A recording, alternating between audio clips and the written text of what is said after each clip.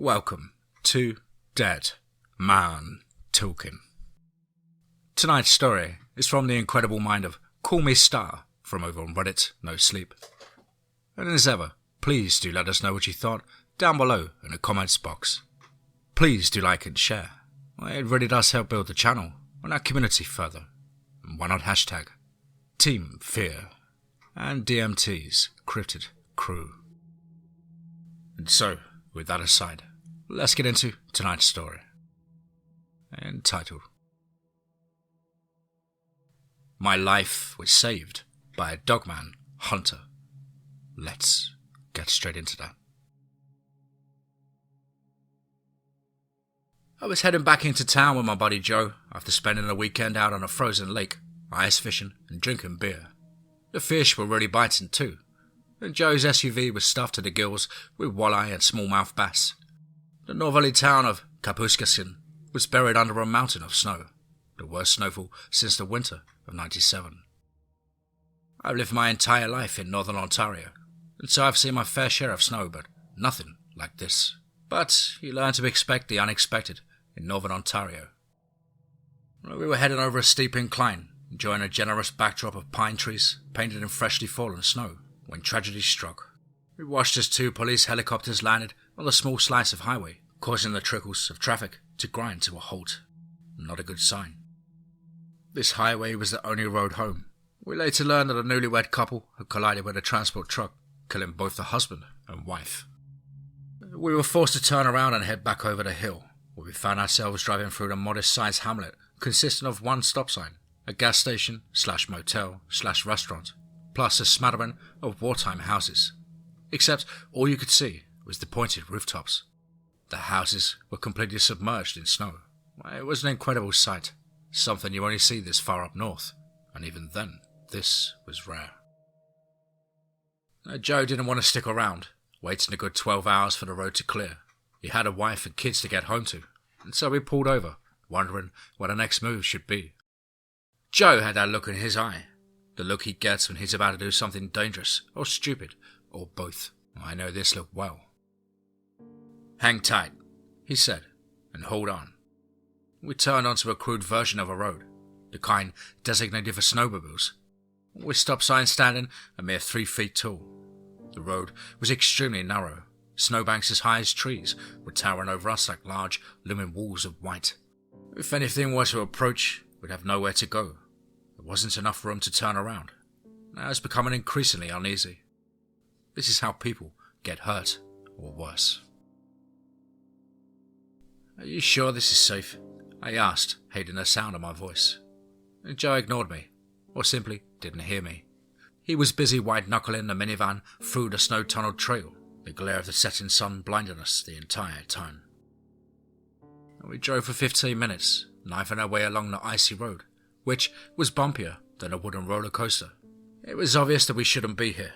The impending darkness didn't improve my mood one bit either.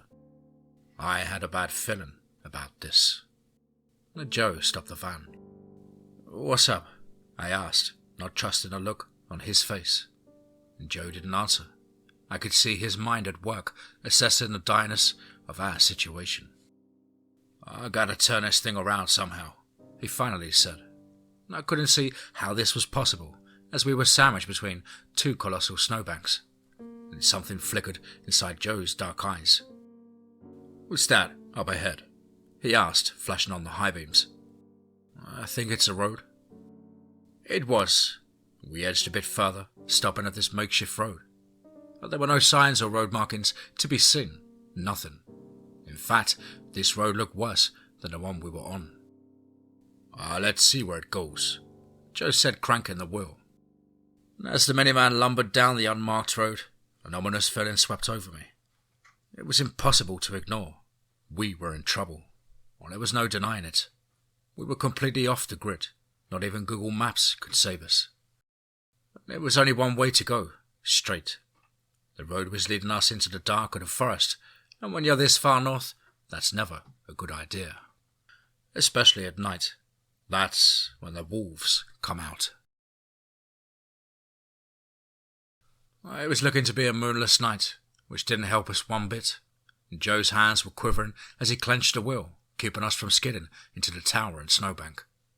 He kept assuring me we'd be all right, but I've heard that one before. Joe slammed on the brakes.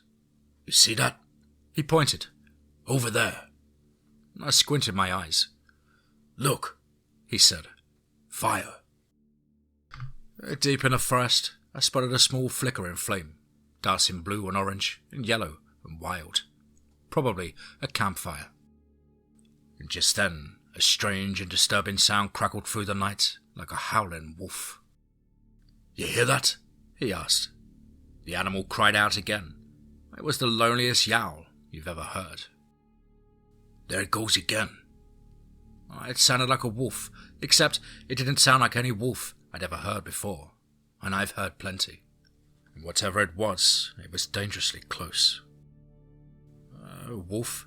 I said nervously, but not believing it. And as soon as those words left my mouth, a pair of glowing red eyes appeared out of nowhere. Joe stopped the car and killed the lights. "Be still," he said. I did just that. I sat motionless beside him in the car, but my hands were shaking. Those laser red eyes were approaching at an impossible speed. "Reach back and grab the gun," Joe whispered. I tried, but it was out of reach. They were on his side, closer to the back. Those glowing eyes flashed on and off. For a moment, everything was still. Then, from out of nowhere, the beast lunged onto the hood of the van. "Wah!" We both screamed in unison. The thing was huge, unlike any animal I'd ever seen.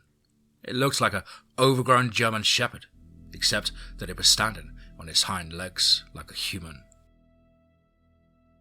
It was snarling at us and making ungodly noises, thrashing about. The creature was long and gangly, frothing at the mouth, and clearly rabid. "Dogman," Joe said, clearly astonished. "I don't believe it." Joe gunned it, looking to run the thing over and speed away, but the wheels were caught on ice. Without warning, the beast leapt off the hood and started scratching at my door, its claws like daggers tearing the door from its hinges. It smashed through the windshield, shattering it into a million pieces. And with its dog-like face twisted in rage, the thing took a swipe at me. Its long, toothy claws just inches from ripping my eyeballs from their sockets. And the SUV shook, spilling the cooler of dead fish, and the smell was atrocious. The dogman disagreed.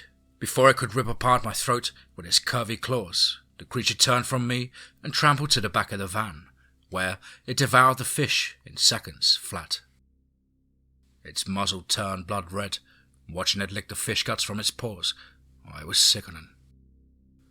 This isn't how I wanted to die. The dogman's razor-sharp teeth were on full display. The insidious brute seemed hell-bent on killing us both, and we were in fact the main course. It took a tentative step towards us, licking its filthy face. I gave Joe a look that said, "Nice knowing you, pal," when out of nowhere came an ear-ringing blast, striking the creature in the shoulder. The thing screamed in protest, and then came another shot, hitting the beast square in the chest. Blood and gore spilled like wine across the interior of the SUV. "Someone's shooting at it," Joe proclaimed. 3 more shots rang out, and the creature snarled, wiped the fleshy cartilage from its bloodied face, and then attacked. Bang! The shot went wide, but it was enough to send the beast scurrying back into the woods. "Holy hell!" Joe said in a shaky voice. And without a second thought, he pulled his seat back as far as it would go, and then shimmered his way into the back of the van and grabbed the gun. "We're gonna need this." All of a sudden, it was freezing. With the vehicle off and the windshield busted in, it was an igloo inside the van. "It's getting cold in here, eh?" I said, shaking uncontrollably. A large plume of steam escaped from my face as I spoke. I was in shock. I had no idea what that thing was, but it damn near killed me. The scene inside of the minivan was that out of a horror movie. The smell was even worse. I tried opening the door, but it wouldn't budge. Joe tried his door with the same results. we were stuck. I'd sliced myself to shreds before I got halfway through my windshield. Joe's door had a bullet hole where the handle should be. We'd have to escape through the back, blood and guts and fish bones and all. It was gruesome, but we did it. Once outside, we scanned the area, searching for that dog creature that almost killed me, but it had vanished. Joe's shotgun was aimed at a speck of light approaching from straight ahead. A car. Within minutes, we were greeted by a Volkswagen microbus. It stopped directly in front of us. The driver got out and ran towards us carrying a sniper rifle and wearing a belt of ammunition. He spoke fast and with purpose, checking his surrounding while doing so. "You saw it? You did, didn't you? Excellent. Which way did it go, by the way?" This guy made Clint Eastwood look like a Boy Scout. I honestly thought he was going to kill us. He frowned as he surveyed the scene, and then he shrugged. "I suppose you've been needing my help." He ran to the bus and opened up the hatch, exposing an array of military-style weapons to the likes I'd only seen in movies. "Holy hell," Joe said, clearly impressed. And I remained quiet, unsure of what to make of this heavily armed, red-headed stranger who literally just appeared out of nowhere to save our lives. But there seemed to be no other choice.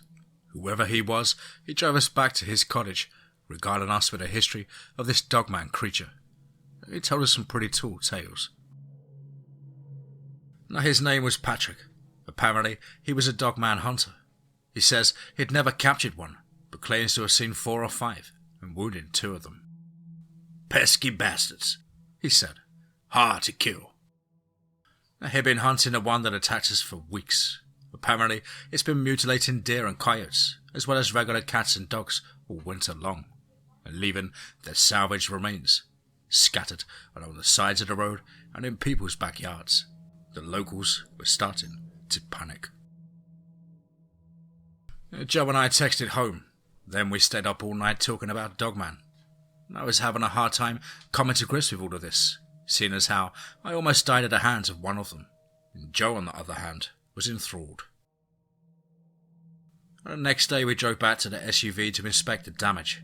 When we arrived, the van was completely dismantled and destroyed. It lay in ruins. Everything inside of it had been ravaged and plundered. "This isn't right," Patrick said. "There must be an explanation." We scanned the surrounding area for over an hour and came up empty-handed. A fresh blanket of snow had fallen overnight, making track finding next to impossible. The disappointment on Patrick's face was palpable. Reluctantly, we hopped into his microbus and he drove us home with our towels between our legs, where we arrived a day late and short of one SUV. We stayed in touch with Patrick going forward, and Joe, coming from a long lineage of seasoned hunters, was intrigued by this Dogman creature. Naturally, I was skeptical. I am fairly certain that that beast meant to eat me. The last thing I wanted to do was volunteer to go searching for it. Yet, unbeknownst to me, this was the making of a team of hunters. Dogman hunters. Still, amidst all the excitement, a feeling of trepidation had stolen over me. There was a lesson to be learned from all of this. A lesson lost on my gun-toting counterparts. Some roads are best untravelled, especially in northern Ontario, where anything can happen, and usually does.